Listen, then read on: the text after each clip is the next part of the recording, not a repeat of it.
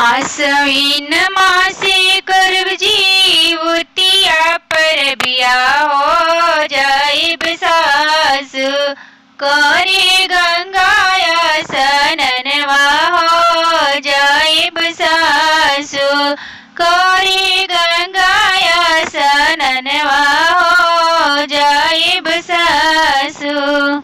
हम तो से पूछिले पुतहुल से पुतहुल केकरा लागी करेलू जीतिया पर बिया हो केकरा लागी करेलू जीतिया पर बिया हो केकरा लागी। हमरा जीवाड़े सासु सोना जैसन बेटवा हमरा जीवाड़े सासु